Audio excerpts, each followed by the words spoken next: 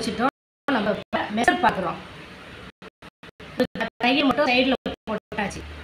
இப்போ திரும்ப அளவு சரியாக இருக்கான்னு பார்க்குறோம். இங்கே பாருங்க, இது ஊக்குப்பட்டி பாருங்க, இதுவும் ஊக்குப்பட்டி இப்படி பிடிச்சிடணும். பிடிச்சிட்டோமா? ஊக்குப்பட்டி ஊக்கணும். இங்கே பாருங்க, அப்படி பிடிக்கணும். பிடிச்சிட்டு இந்த கையை விட்டுட்டு இந்த கை இந்த அப்படி பிடிச்சிட்டோமா? இந்த கை பிடிச்சிட்டு இந்த கை பாருங்க, பெருசா இருக்கு. 2 இன்ச்சு இடுப்பு பெருசா இருக்கு. ரைட்டா?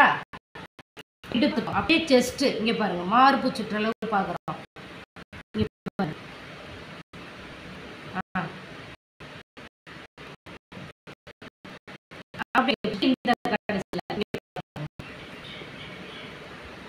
இந்த அடியும் இந்த அடியும் பிடிக்கிறோம். இங்க பாருங்க, ஜாயிண்ட்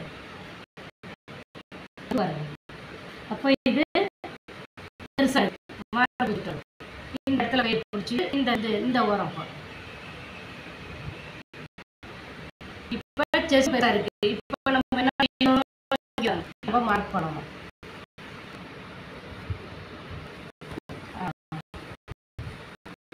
அப்படி போட்டுட்டு இப்போ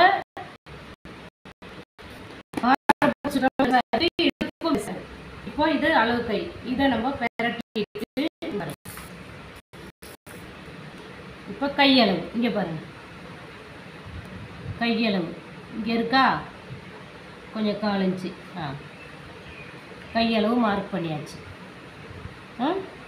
இப்போ இடுப்பும் இதோ 2 இன்ச்சு பெருசாக இருக்கு. இங்கே பாருங்க, அந்த இடத்துல மஸ்ட் போடணும். அப்படியே மார்க் பண்ணணும்.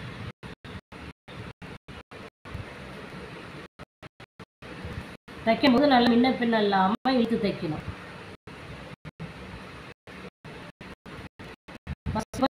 தையல் கூட கலந்து பார்க்கணும். இந்த சைடு அதே மாதிரி மார்க் பண்ணிக்கணும்.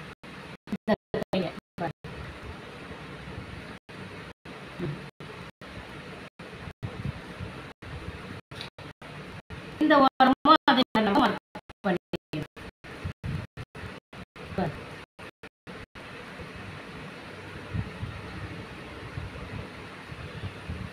இப்போ நம்ம தையல் போட்டுட்டு தான் திரும்ப அளந்து பார்க்கணும். அங்கே தானே சைடில் இது பாருங்கள். இப்போ நம்ம ஒரு தையல் தான் போட போகிறோம். ஒரு தையல் போட்டுட்டு திரும்ப நம்ம வந்து இடுப்பு அளந்து பார்க்கணும்.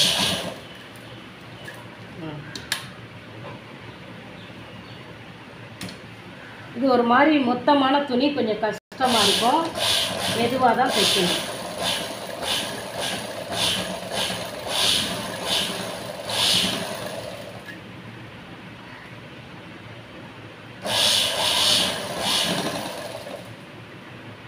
முன்ன பின்ன நுனியில் வரவே கூடாது ஃப்ரெண்ட்ஸ். எப்படின்னாலும் கரெக்டாக தான் நீங்கள் வைக்கணும். உள்ளார சுருக்க வச்சாலும் பரவாயில்ல, முன்ன பின்ன வரக்கூடாது. பாருங்க,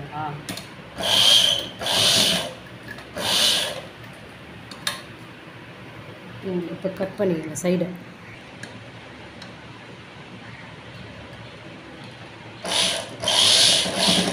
அந்த சைடு அடிச்சிட்டோம். இப்போ இந்த சைடு அடிக்கிறோம். ரஃப் அடித்தாதான் ஒழுங்காக நிற்கும் ஃப்ரெண்ட்ஸ்.